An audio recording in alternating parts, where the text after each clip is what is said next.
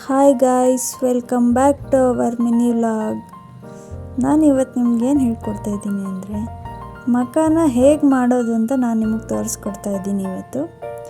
ಸಾಮಾನ್ಯವಾಗಿ ಮಕಾನ ಅಂದರೆ ಸಿಟಿಲಿರೋರಿಗೆ ಗೊತ್ತಿರುತ್ತೆ, ಹಳ್ಳಿಲಿರೋರಿಗೆ ಅಷ್ಟೊಂದು ಗೊತ್ತಿರೋದಿಲ್ಲ. ಯಾಕಂದರೆ ನಾನು ಹಳ್ಳಿಯಿಂದನೇ ಬಂದಿರೋದ್ರಿಂದ ಮೊದಲು ನನಗೂ ಗೊತ್ತಿರಲಿಲ್ಲ, ಇವಾಗ ಗೊತ್ತಾಗ್ತಾ ಇದೆ. ಇವಾಗ ಒಂದು ಬಾಣಲಿ ತೊಗೋಬೇಕು, ಅದಕ್ಕೆ ಬಟರ್ ಹಾಕಿ ಚೆನ್ನಾಗಿ ಫ್ರೈ ಮಾಡ್ಕೋಬೇಕು. ಬಟರೆಲ್ಲ ಕರಗೋ ಥರ ಫ್ರೈ ಮಾಡ್ಕೋಬೇಕು. ಬಟರೆಲ್ಲ ಕರಗೋ ಥರ ಫ್ರೈ ಮಾಡ್ಕೊಂಡಾದ್ಮೇಲೆ ಇವಾಗ ನಿಮ್ಗೆ ಎಷ್ಟು ಕ್ವಾಂಟಿಟಿ ಬೇಕೋ ಅಷ್ಟು ಕ್ವಾಂಟಿಟಿಲಿ ಮಕಾನ ತೊಗೋಬೇಕು. ಮಕಾನ ತೊಗೊಂಡು ಫ್ರೈ ಆಗಿರೋ ಬಟರ್ ಮೇಲೆ ಹಾಕೋಬೇಕು. ಹಾಕಿದಾದ್ಮೇಲೆ ಅದನ್ನು ಚೆನ್ನಾಗಿ ಫ್ರೈ ಮಾಡ್ಕೋಬೇಕು. ಸ್ವಲ್ಪ ಬ್ರೌನಿಷ್ ಬಂದರೆ ಸಾಕು, ಆ ಥರದ್ರಲ್ಲಿ ನೀವು ಮಕಾನ ಫ್ರೈ ಮಾಡ್ಕೋಬೇಕು. ಹಾಗೆ ಒಂದು 5 ಮಿನಿಟ್ಸು ಟು 6 ಮಿನಿಟ್ಸ್ ಅಷ್ಟು ಫ್ರೈ ಮಾಡ್ಕೋಬೇಕು. ಹೆಂಗಂದರೆ ನಿಮ್ಮ ಮಕಾನನ ತೊಗೊಂಡು ಒಡೆದು ನೋಡಿದಾಗ ಅದು ನಿಮಗೆ ಪುಡಿ ಅಂದರೆ ಪೌಡ್ರ್ ಥರ ಆಗಬೇಕು. ಆ ಥರ ಆದಾಗ ನಿಮಗೆ ಮಕಾನ ರೋಸ್ಟ್ ಆಗಿದೆ ಅಂತ ಹೇಳಿ ಗೊತ್ತಾಗುತ್ತೆ. ಇವಾಗ ಮಕಾನ ಹೆಂಗೆ ತಯಾರಿಸೋ ಪ್ರೊಸೆಸ್ ಹೇಗೆ ಅಂತ ನಿಮಗೆ ಹೇಳ್ತೀನಿ ನಾನೀಗ. ಕೆರೆಯಲ್ಲಿರುತ್ತಲ್ವ ತಾವರೆ ಹೂವು, ಆ ತಾವರೆ ಹೂವಲ್ಲಿ ಬೀಜಗಳಿರುತ್ತೆ.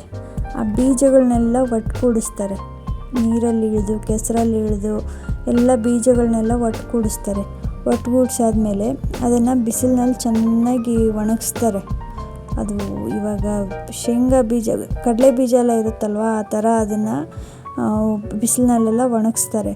ಒಣಗಿಸಾದ್ಮೇಲೆ ಅದು ತಿನ್ನೋ ಹದಕ್ಕೆ ಬರಬೇಕು.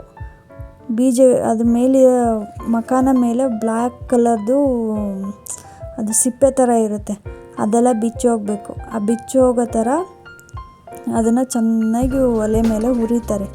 ಹುರಿದಾದ್ಮೇಲೆ ತಿನ್ನೋ ಥರ ಹುರಿತಾರೆ. ಇದನ್ನು ಪೂಲ್ ಮಕಾನ ಅಂತಲೂ ಕರೀತಾರೆ. ಇದನ್ನು ಪೂಲ್ ಮಕಾನ ಅಂತಲೂ ಕರೀತಾರೆ. ಆಮೇಲೆ ಇದನ್ನು ಲೋಟಸ್ ಮಕಾನ ಅಂತಲೂ ಕರೀತಾರೆ.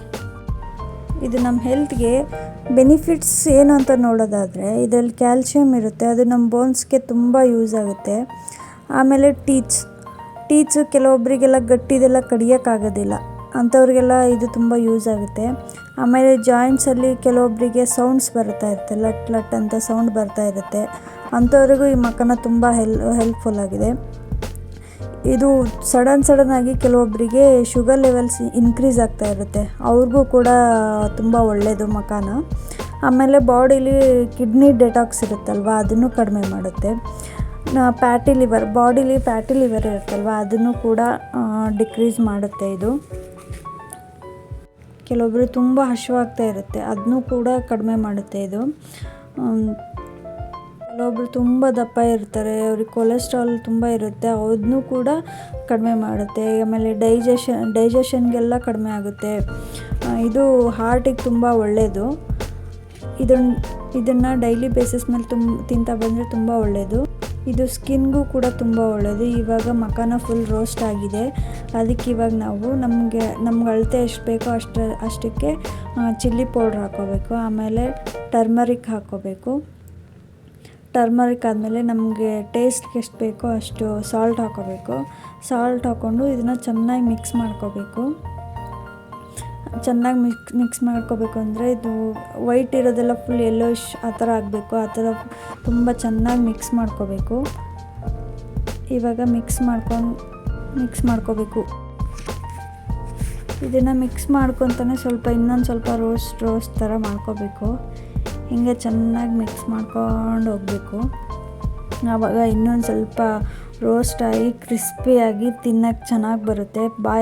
ಬಾಯಲ್ಲಿ ತಿಂತಾಯಿದ್ರೆ ಕ್ರಿಸ್ಪಿ ಥರ ಟೇಸ್ಟ್ ಬರ್ತಾ ಇರುತ್ತೆ. ಆಮೇಲೆ ಬಟರ್ ಸ್ಮೆಲ್ಲು ಎಲ್ಲ ಬಾಯಿ ತುಂಬ ಹರ್ಕೊಳ್ತಾ ಇರುತ್ತೆ, ಬಟರ್ ಸ್ಮೆಲ್ಲು.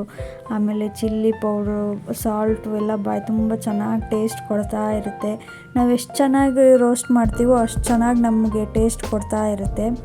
ಇವಾಗ ನಾವು ಅದರಲ್ಲೇ ಒಂದು ಎತ್ಕೊಂಡ್ಬಿಟ್ಟು ಒಡೆದು ನೋಡಬೇಕು. ಈ ಥರ ಪೌಡ್ರ್ ಆದರೆ ಚೆನ್ನಾಗಿ ರೋಸ್ಟ್ ಆಗಿದೆ ಅಂತ ಅರ್ಥ.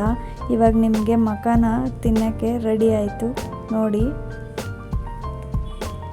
ವಾವ್, ಸೂಪರಾಗಿ ರೆಡಿಯಾಗಿದೆ ಮಕಾನ.